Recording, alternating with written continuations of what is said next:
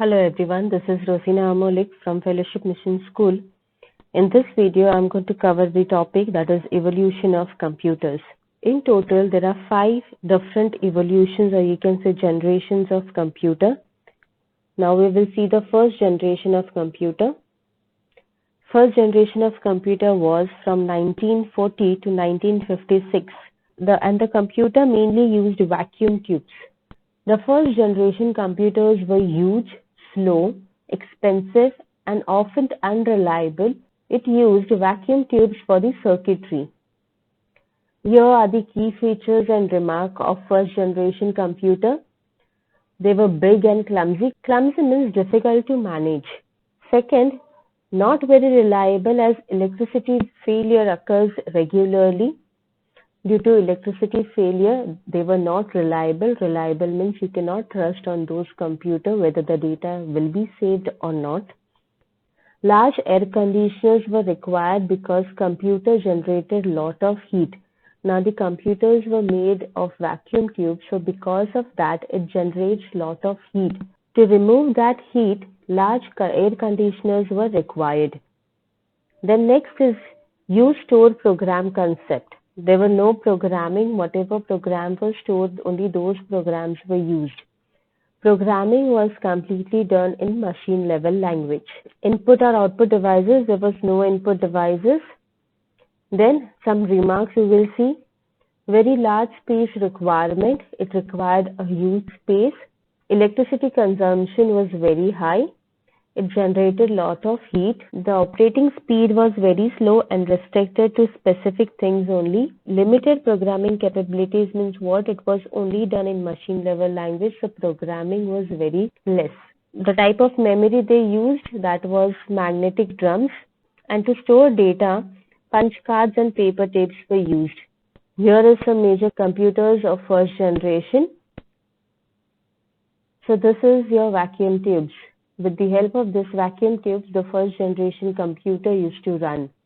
Second generation computer were from 1956 to 1963. They used transistor. Transistor is a small device used to transfer electronic signal across a register. The key features and the remark. Transistors were replaced by the vacuum tubes. They were smaller in size as compared to first generation. Generated less heat as compared to first generation, low consumption of electricity, more reliable and faster. Programming was done in machine level language as well as assembly language. Remarks: not general purpose computer, mostly suitable for scientific and bulk data processing tasks only, not for business purpose. It means the second generation computers are not useful for the one who is using in day-to-day life for general purpose, or you can say for school, colleges. This computer are not made for personal use. This computer are only made for the scientific or bulk of data. Bulk means a huge data processing. Wherever the huge data processing is required, only for that purpose this generation of computer were used. The machines were very costlier, that is the machines were expensive, so generally people cannot afford that computer. Frequent maintenance was required. Memory type magnetic core, and storage memory was with the help of magnetic tape hard disk. Major computer, these are your transistor. With the help of this transistor, second generation computers were made. Now next is a third generation. This was since 1964 till 1971, and this generation of computer used integrated circuits. An integrated circuit or IC is a small electronic device made out of semiconductor material. Now the key features of third generation was integrated circuits were used instead of transistor and vacuum tubes. Computer was smaller, faster and more reliable as compared to the first and second generation. Lower power consumption. You have to compare all the key features with the previous generation. High level programming language was developed. In first generation it was machine language. In second generation it was machine language as well as assembly language. And in third generation there was higher level language, that is HLL language. Size of main memory reached out to be 4 megabytes and storage drive capacity reached up to 100 megabytes. Input and output devices were keyboard and printers. Proved to be highly reliable, relative, inexpensive and faster. It was more reliable, it was cheaper as compared to your second and first generation, and it was faster as compared to your second and first generation. Less human labor was required at assembly stage. Assembly stage means where you want to assemble all the components and parts of the computer. So less human labor was required in third generation as compared to first and second. Memory type, core memory and DRAM chips. Storage was done in hard drive and floppy disk. The major components, IBM 360 series, ICL and so on. These are your IC, or you can say integrated circuit, somewhat look like this. Next is your fourth generation computer. Fourth generation computer was since 1971 till present, that is what we are using currently. That is microprocessor. Now microprocessor is a specialized chip which is developed for computer memory and logic. Key features of microprocessor fourth generation: large and very large integrated circuits. Microcomputers such as series of IBM and Apple was developed. Portable computers were developed. Portable computers means your laptops. Great development in data communication. Data communication means internet. Internet was developed in your fourth generation. Different types of secondary memory with high storage capacity up to terabytes. Different type of secondary memory, that is your hard disk, then CDs, DVDs, Blu-ray disc, pen drives.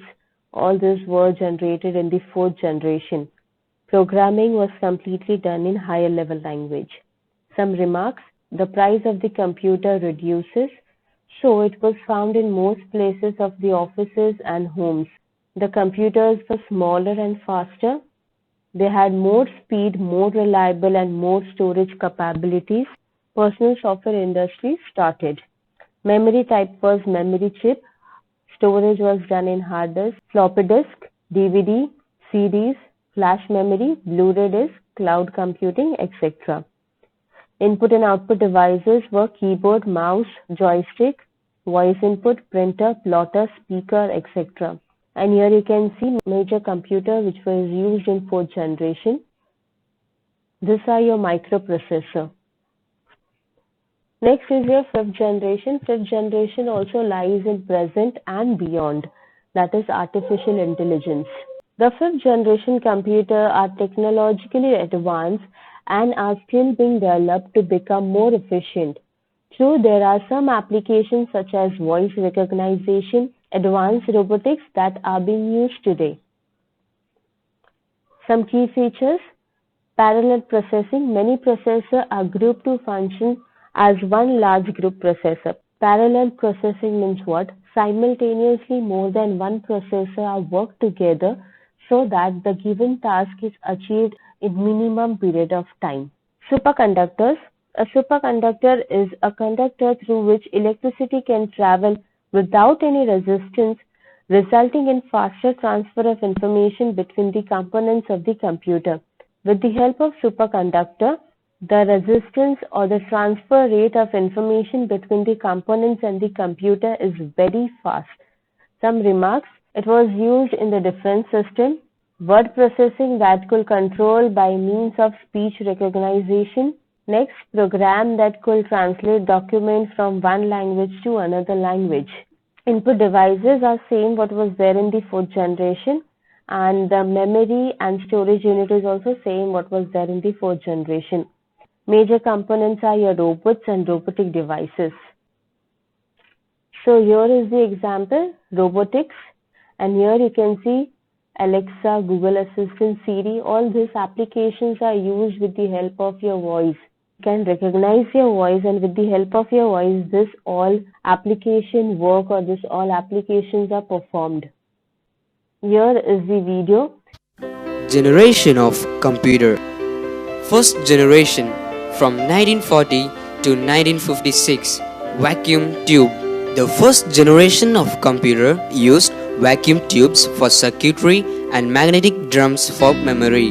It can solve only one problem at a time. Second generation, from 1956 to 1963, transistors. The second generation of computers replaced vacuum tubes by transistors. Transistors used punched cards for input and printout for output. Third generation, from 1964 to 1971, integrated circuits. Transistors were made smaller in size and placed on silicon chips.